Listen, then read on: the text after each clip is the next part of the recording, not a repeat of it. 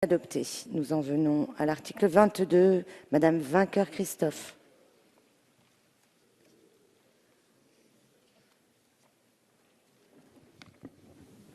Madame la Présidente, Monsieur le Ministre, mes chers collègues, au moment de l'examen de l'article 22 du présent projet de loi, article qui prévoit de confier à l'ANSES la mission de délivrer les autorisations de mise sur le marché concernant les produits phytopharmaceutiques utilisés dans l'agriculture, je souhaiterais attirer votre attention sur la situation préoccupante de la protection phytosanitaire des produits agricoles cultivés et récoltés en Outre-mer.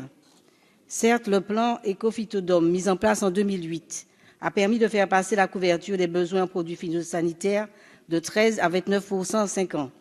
Cela pourrait apparaître comme un progrès, mais cela signifie aussi que pour encore 71% des maladies ou des ravageurs qui s'attaquent aux cultures ultramarines, aucun produit phytosanitaire n'est autorisé. En outre, s'agissant des 29% des besoins pour lesquels il existe une parade phytosanitaire, dans la plupart des cas, une seule matière active est autorisée. Cela rend la portée de la couverture phytosanitaire très fragile, car on sait bien que les maladies mutent fréquemment et qu'elles finissent par s'accoutumer au traitement. Bien entendu, Monsieur le Ministre, les agriculteurs ultramarins sont entièrement convaincus que l'utilisation des produits phytosanitaires doit se faire en dernier recours, après avoir mis en œuvre toutes les solutions agroécologiques, mesures prophylactiques, variétés tolérantes ou résistantes, vitroplans, etc.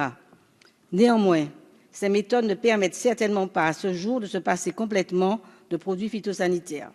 Voici quelques exemples pour illustrer mon propos. Côté banane, les producteurs doivent faire face au développement de la cercosporiose noire, maladie arrivée depuis 2010 après l'arrêt du traitement aérien. Côté agrumes, nos cultures sont en proie au greening, une affection qui rend les fruits non commercialisables. En 2012, certains producteurs avaient perdu 50% de leur récolte. L'année dernière, sur la Côte-sous-le-Vent, principale région productrice d'agrumes de Guadeloupe, les plantations ont enregistré des pertes à hauteur de 90% de leur récolte totale. L'INIA met de son côté en but à la maladie de l'anthracnose. Les producteurs de mangue sont démunis face aux attaques d'insectes comme les cochenilles qui peuvent anéantir l'ensemble d'une production. La canne à sucre et l'ananas, deux cultures tropicales majeures, sont dans une impasse phytosanitaire majeure qui nécessite une intervention urgente. Au total, ce sont toutes les cultures ultramarines qui sont atteintes.